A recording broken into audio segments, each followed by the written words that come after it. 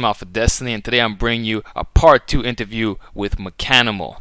For those who don't know, I've been following for years, and he's a guy that I highly recommend you all subscribe to. Real deal, natural muscle, being an overall badass athlete.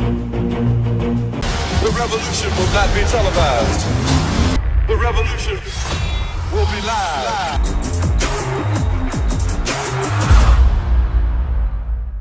So it's getting there. So I found the same thing to be true. Like if you overshoot your max by a little bit, or even if you were capable and you grind it out a little bit too much, even if you drop the weight to what you were initially supposed to do, you'll It's fail it. done.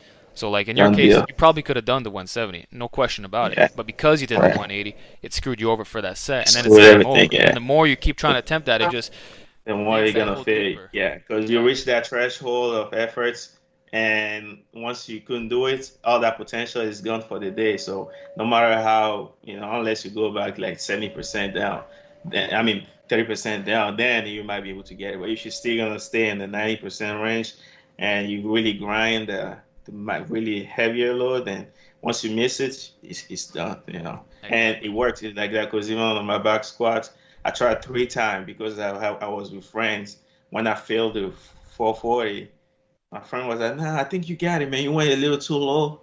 I think you got it." I'm like, "Nah, the way I feel, I don't want to go." And they're like, "Okay, no, no." And then I went again, and then I felt it. It was getting Uh, slow, so close, and they took him to help me, and I failed it. I'm like, "Oh, man." And he wanted me to go again. I'm like, "You know what? I'm gonna try again." Then I unracked it, step back. I'm like, "Nah, if I go down, you're I'm not gonna coming up." Then I re-rack it. So exactly. since then, I really like I've been really strict about it. I Yeah. don't go for it anymore. So you can see in my last post, like when I feel good enough to go heavier, I step up to see how I feel. When I don't feel it, I just re-rack because I don't want to feel Yeah. that Yeah. anymore. Yeah. Yeah. Well, that's it. Max effort training is a skill, and you get really good at it after months of doing it. You figure it out. And probably the biggest thing for me was not sticking to arbitrary numbers hmm like 4 plates, 5 plates, 4.5. hmm You sometimes you got to make like a 2.5 pound jump, and that's it. You put on those little welcome Right. plates, and that like you That's put the good smallest enough. increments possible. You kind of That's true. know, and if you limit your attempts to like 3 good ones, then it hmm forces you to be strict with what you'll hit. hmm Yeah, that's true. Yeah, and I've done that too. Like a lot. I mean, even on the last the ring dip, it's been like 5 pound increments so far. In general, it's 5 pound. I go by 5% Okay. of load every cycle. And given that I have enough variety, it's like usually I meet the same lifts every 6 weeks or so. At the beginning of the cycles on the lower body, I had a lot more variety. Sometimes it's after 8 or 10 weeks that I hit the same variation again. So over time, I discarded some of those variations that I felt like they were draining me, like the snatch grip deadlift and other form of like the rack pull, Yeah. below knee. Those ones were draining me, and I had them like pretty much at the end of my cycles. So thinking it will be fine, but it still would affect the next 2 weeks. And Yeah. I just discard some of them because I was learning. So it was the first time I tried the one that I felt would help, and over time I eliminated the one that I felt would not help me. And even now I don't deadlift anymore. Like for the past 3 months, or the past 2 cycle, I ditched the deadlift and I just Just focus on squats. variation of the squat, and I still do speed deadlift because I know that will not tax me. So Ah. it'll be interesting to see. Uh, like in 2 months again, I'm gonna just stop for like 6 months deadlift, and then when I feel good enough, because the thing about deadlift for max effort is a hit or miss. Sometimes you feel amazing. Sometimes it's just so shot that even like uh, even like 365 will feel heavy, and 405 was supposed to be a light one feels ridiculously, demanding.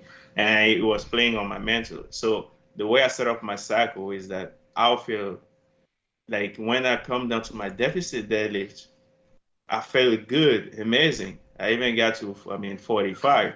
on the deficit deadlift. But when it was time for the deadlift itself, and I knew that the deficit was supposed to be much harder, those days I always feel fried and I can't do much. Interesting. So it became annoying. I figured that maybe I was not programming well, like positioning those weeks well so they work in symbiotes.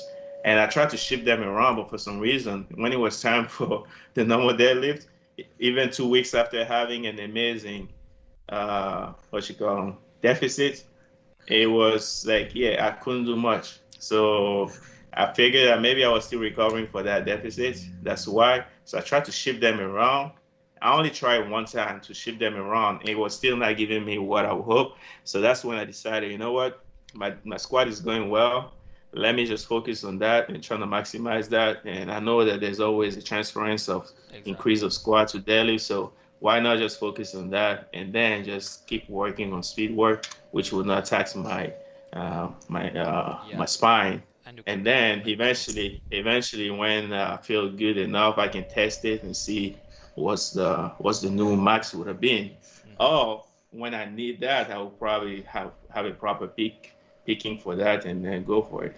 Yeah, it's just something about the deadlift, man. It's just very taxing. It is. And you don't really know. It's not like black and white. What can you do? You can do identical procedure to different outcome within a certain amount of time. Like you can spend the next 3 weeks doing the same thing protocol and have a wonderful performance on the deadlift in the first scenario, but maybe 2 months down the line, you do the same exact thing and have two different outcomes. So that's what I hate about the deadlift thing. Like, it's just hard to determine whenever things are gonna be great or not. They even make me even worry. Let's see, I try to go for a powerlifting meet. How do people do to know exactly that things gonna be fine? Because for me, it's like a nightmare. Like, so far, I've not been lucky with having the proper anticipation for the for the deadlift. Yeah. So maybe I'll figure out with time with somebody Well, coaching me and figuring out the layout.